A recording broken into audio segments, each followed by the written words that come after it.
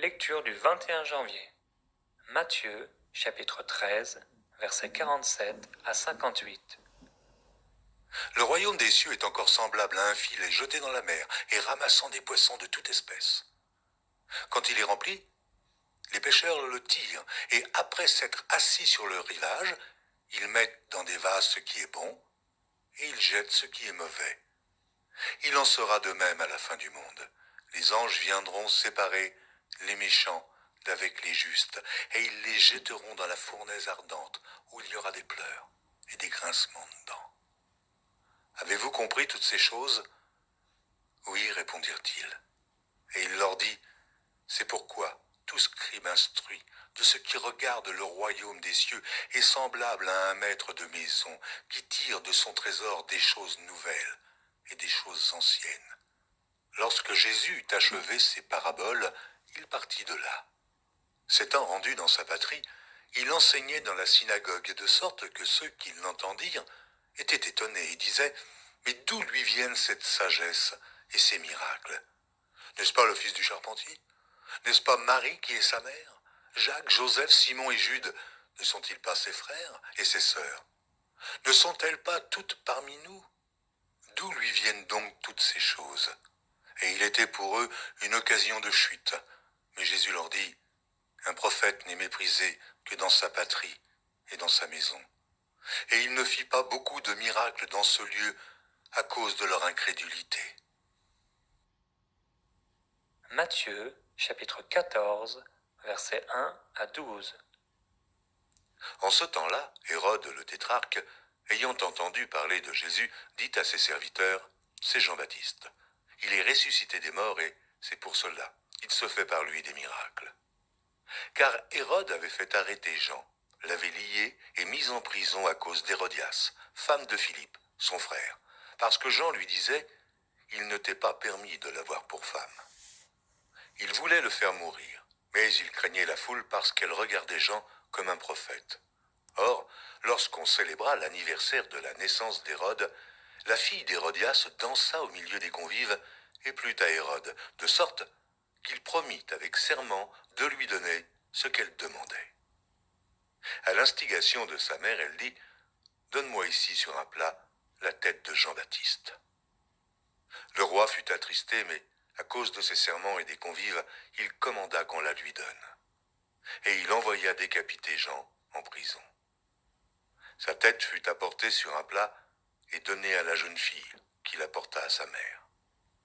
Les disciples de Jean vinrent prendre son corps et l'ensevelir, et ils allèrent l'annoncer à Jésus. Genèse, chapitre 42, versets 18 à 38. Le troisième jour, Joseph leur dit, « Faites ceci, et vous vivrez. Je crains Dieu. Si vous êtes sincères, que l'un de vos frères reste enfermé dans votre prison, et vous, partez, emportez du blé pour nourrir vos familles, et amenez-moi votre jeune frère, afin que vos paroles soient éprouvées et que vous ne mouriez point. » Et ils firent ainsi.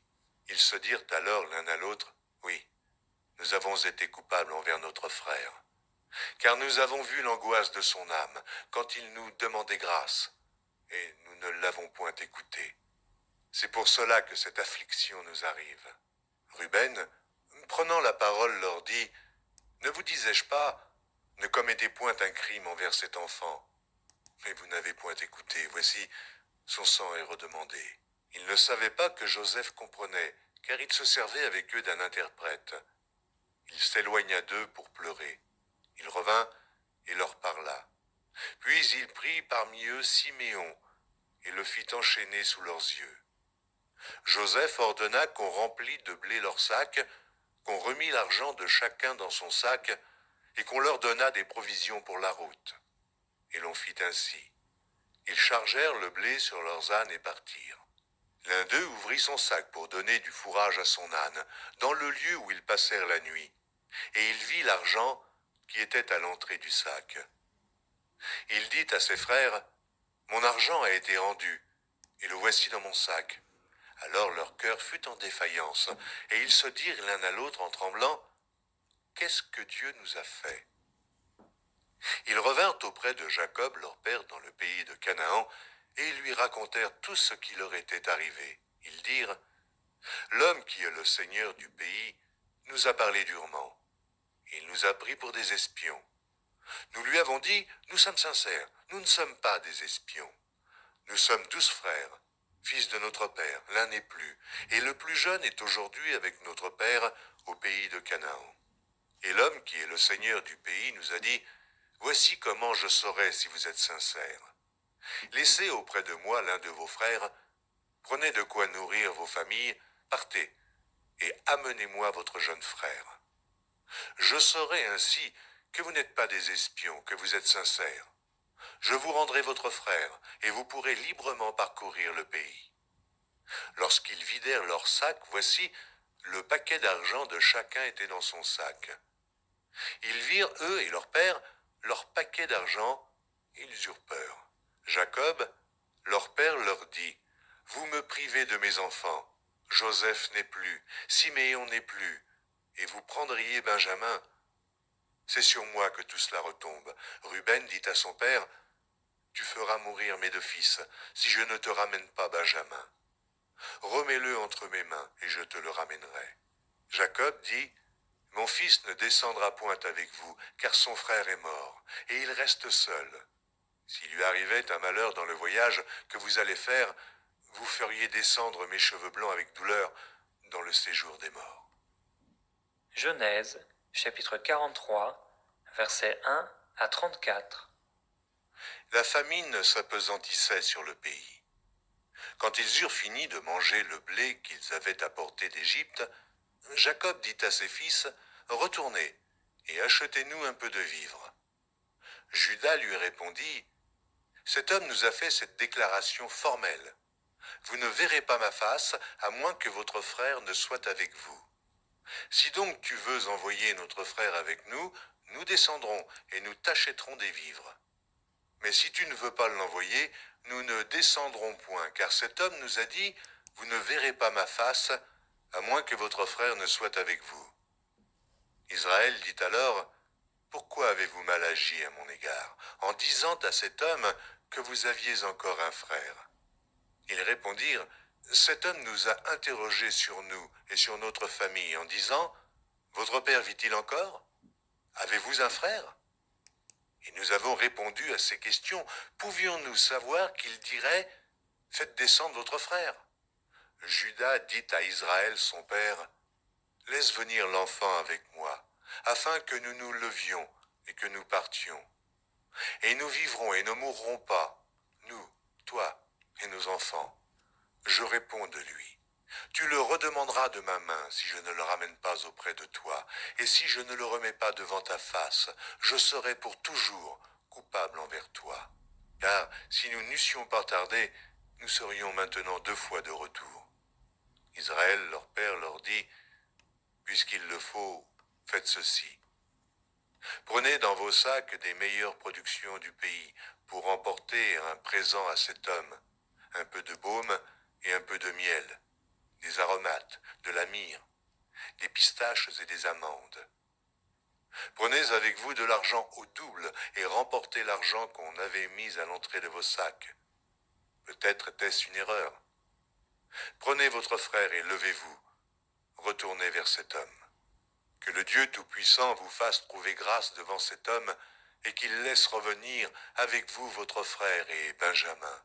Et moi, si je dois être privé de mes enfants, que j'en sois privé. » Ils prirent le présent, ils prirent avec eux de l'argent au double, ainsi que Benjamin, ils se levèrent, descendirent en Égypte et se présentèrent devant Joseph. Dès que Joseph vit avec eux Benjamin, il dit à son intendant, « Fais entrer ces gens dans la maison, tue et apprête, car ces gens mangeront avec moi à midi. » Cet homme fit ce que Joseph avait ordonné, et il conduisit ces gens dans la maison de Joseph. Ils eurent peur lorsqu'ils furent conduits à la maison de Joseph, et ils dirent, « C'est à cause de l'argent remis l'autre fois dans nos sacs qu'on nous emmène. C'est pour se jeter sur nous, se précipiter sur nous. C'est pour nous prendre comme esclaves et s'emparer de nos ânes. » Ils s'approchèrent de l'intendant de la maison de Joseph et lui adressèrent la parole à l'entrée de la maison. Ils dirent, « Pardon, mon Seigneur, nous sommes déjà descendus une fois pour acheter des vivres. Puis, quand nous arrivâmes au lieu où nous devions passer la nuit, nous avons ouvert nos sacs, et voici, l'argent de chacun était à l'entrée de son sac, notre argent, selon son poids. Nous le rapportons avec nous. Nous avons aussi apporté d'autre argent pour acheter des vivres. Nous ne savons pas qu'on avait mis notre argent dans nos sacs. » L'intendant répondit, « Que la paix soit avec vous. Ne craignez rien. C'est votre Dieu, le Dieu de votre Père, qui vous a donné un trésor dans vos sacs. Votre argent m'est parvenu. » Et il leur amena Siméon. Cet homme les fit entrer dans la maison de Joseph. Il leur donna de l'eau et ils se lavèrent les pieds. Il donna aussi du fourrage à leurs ânes. Ils préparèrent leurs présents en attendant que Joseph vienne à midi, car on les avait informés qu'il mangerait chez lui. Quand Joseph fut arrivé à la maison, ils lui offrirent le présent qu'ils avaient apporté, et ils se prosternèrent en terre devant lui. Il leur demanda comment ils se portaient, et il dit, « Votre vieux père, dont vous avez parlé, est-il en bonne santé? Vit-il encore ?» Ils répondirent, « Ton serviteur, notre père, est en bonne santé. Il vit encore. » Et ils s'inclinèrent et se prosternèrent. Joseph leva les yeux et jetant un regard sur Benjamin, son frère, fils de sa mère, il dit, « Est-ce là votre jeune frère dont vous m'avez parlé ?» Et il ajouta, « Dieu te fasse miséricorde, mon fils. » Ses entrailles étaient émues par son frère, et il avait besoin de pleurer. Il entra précipitamment dans une chambre, et il y pleura. Après s'être lavé le visage, il en sortit, et, faisant des efforts pour se contenir, il dit, « Servez à manger. » On servit Joseph à part et ses frères à part. Les Égyptiens qui mangeaient avec lui furent aussi servis à part, car les Égyptiens ne pouvaient pas manger avec les Hébreux, parce que c'est à leurs yeux une abomination. Les frères de Joseph s'assirent en sa présence, le premier-né selon son droit d'aînesse et le plus jeune selon son âge. Ils se regardaient les uns les autres avec étonnement. Joseph leur fit porter des mets qui étaient devant lui, et Benjamin en eut 5 fois plus que les autres. Ils burent et s'égayèrent avec lui. Psaume chapitre 18, versets 16 à 36. Le lit des eaux apparut.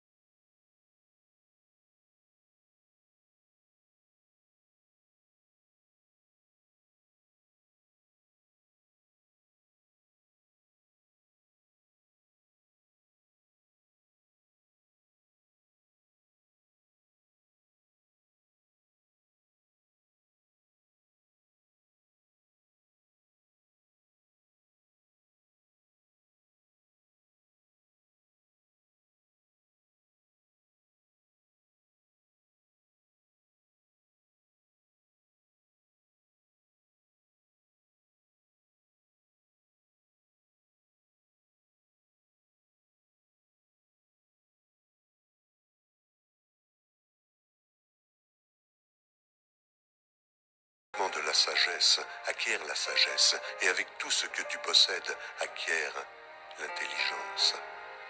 Exalte-la et elle t'élèvera, elle fera ta gloire si tu l'embrasses. Elle mettra sur ta tête une couronne de grâce, elle t'ornera d'un magnifique diadème. Écoute mon fils, et reçois mes paroles, et les années de ta vie se multiplieront. Ce service vous a été proposé par